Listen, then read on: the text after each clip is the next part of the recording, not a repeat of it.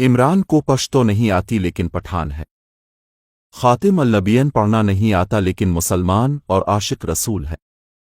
بے غیرت اتنا ہے کہ بیوی نے اس کی بد کرداری کی داستانیں لکھی ہیں لیکن غیرت مند ہے۔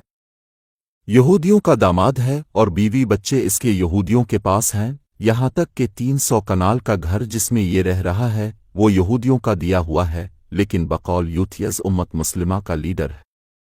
جلسوں میں لڑکیاں نچاتا ہے اور ریاست مدینہ بنانے کی بات کرتا ہے، لیکن مذہب کارڈ نہیں کھیلتا بلکہ انتہائی شریف النفس اور باحیا انسان ہے۔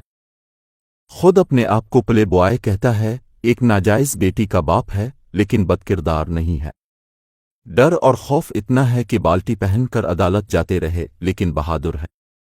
جھوٹ جم کر بولتا ہے، موقع کی مناسبت سے بیانیاں بناتا ہے، جھوٹے دعوے اور وعدے کرتا ہے اور پھر یوٹرن لے لیتا ہے، لیکن وعدہ خلاف اور منافق نہیں ہے بلکہ بقول شخص صادق اور امین ہے۔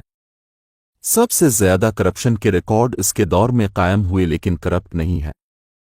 جس نے احسان کیا اسے بدنام کیا لیکن احسان فراموش نہیں ہے۔ 4 سال تک پالش لگائی تابیدار رہے جی حضوری کر کے حکومت کی، لیکن بوٹ چاٹ اور پالشی نہیں ہے۔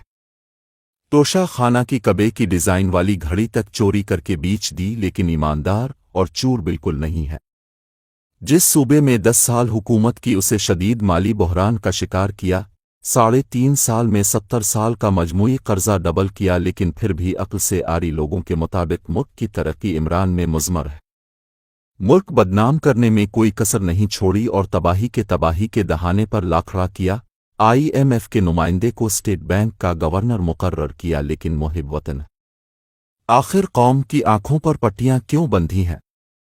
جواب یہی ہے کہ دراصل جتنی برائیاں عمران میں موجود ہیں یہ آج کی اس نسل کو برائیاں نہیں لگتی۔ قوم کی ایک بڑی تعداد پر ان کی برائیاں اس قدر حاوی ہو چکی ہیں کہ ان کو لیڈر بھی ویسا چاہیے جیسے وہ خود ہیں، تاکہ ان کی برائی کسی کو برائی نہ لگے بلکہ فیشن اور پھر کلچر بن جائے۔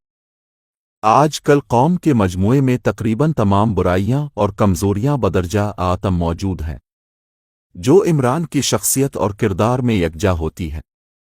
قوم کی مجموعی برائیوں جیسے بدکرداری، منافقت، جھوٹ، فریب، چال بازی، موقع پرستی، عہد شکنی، الزام تراشی، کرپشن، کردار کشی وغیرہ۔